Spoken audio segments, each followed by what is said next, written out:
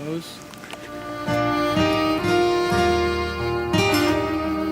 Elmira and Edgar soon struck up something more than a friendship, and before long professed a deep devotion to each other. I don't think this day could be any more perfect. I wholeheartedly agree. But there is one thing. But what is it, Edgar? We love with a love that is more than love. Let's promise ourselves to each other. I love you, Edgar Allan Poe. Before long, however, the two lovers were separated as Edgar was sent to the University of Virginia to study law. Get out of here, pathetic poet. You need a real job. I've enlisted you at the University of Virginia to study law. Not only am I the single bit interested in that education, how will I afford it? I gave you $100. Now get out of here. Ah! Kids. In order to pay off the debts that incurred while attending school, Edgar began to gamble, resulting in little sleep and troubles in his classes. Class, today we're going to discuss the aspects of constitutional law and how it applies to citizenry today.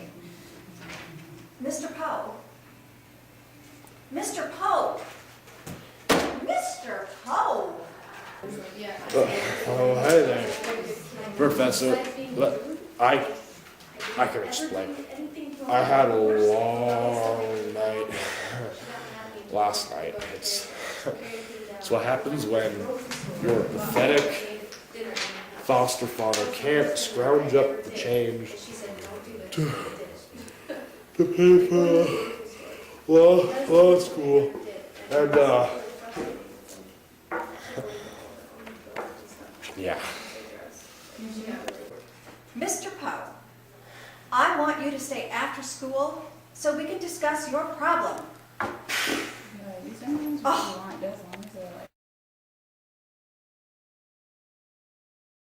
On top of fiscal troubles, the letters exchanged between Edgar and Elmira were intercepted by both sets of parents. This lack of response from each other discouraged the two young lovers, leading Elmira to become engaged to another man.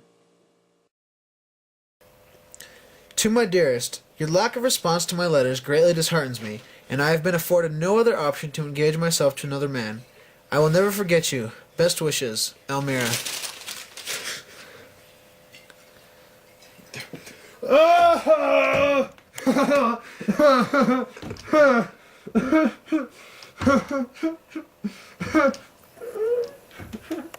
This abrupt change in his love life, combined with his unhappiness with school, caused Edgar to spin even deeper into the web of debt and alcohol that entangled even the greatest of souls. Edgar also began to act very violently and irrationally when under the influence. Ah! I gave you the chance of your life and you blew it. Spending my money on booze, failing classes, what a disgrace. I didn't even like your law school idea in the first place. You dirtbag. Oh, get up. Get up, you. Get inside. I hate you. Kids.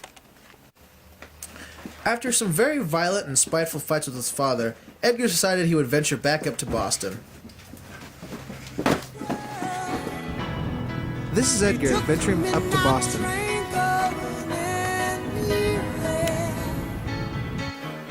Once back in Boston, Edgar was out of the grasp of his foster father and was free to act upon his whims and write poetry until his heart was content.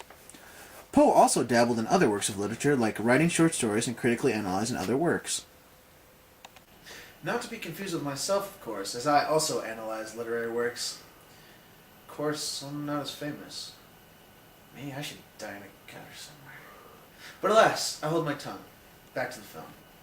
In 1827, Edgar published his first pamphlet of poetry before the age of 18, entitled Tamerlane and Other Poems. Whether he published his pamphlet out of passion or need for money is hard to tell, but it was probably a combination of the two. You may enter. Hello, kind sir. I was wondering how much it would cost to publish my pamphlet of poetry. Well, that depends, good sir. The logistics involved with publishing are quite abstract and complex, but I'm sure I could throw together an attractive package for a decent price. Well, I would appreciate your construction of an absolutely intricate piece of work here, because as you see, this pamphlet is my only means of income.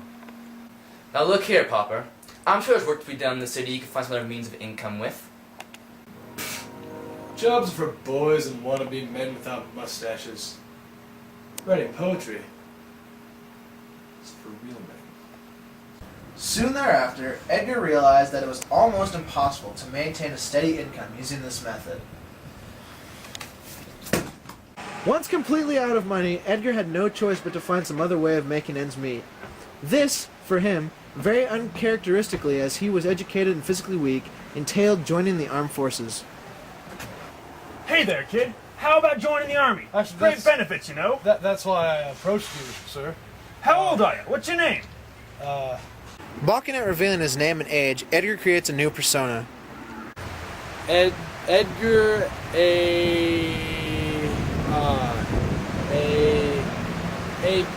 Perry. That's Perry. Edgar A. Perry, and I'm 22. 22.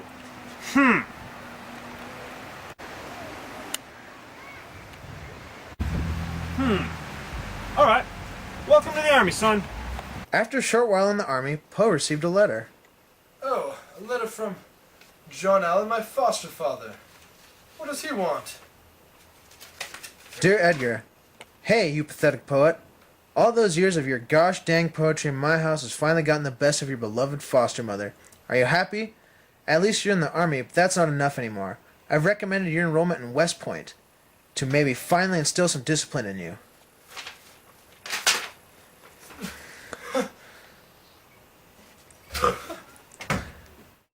Edgar loved his foster mother dearly, and this news was crippling to his already crippled life. Now out of love, out of support for his poetry, out of foster mothers, and with his foster father pressuring him to join West Point, Edgar gave in and enrolled at the academy in 1830. The academy wasn't the answer for young Edgar either, though, as he found himself running into the same monetary problems as he found at law school.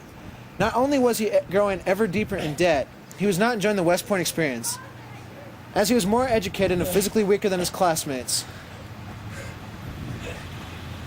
Come on, Poe. Let's see some push-ups. Put that in your poem, boy. Edgar spent most of his time studying romantic poets such as Byron, Wordsworth, and Coleridge.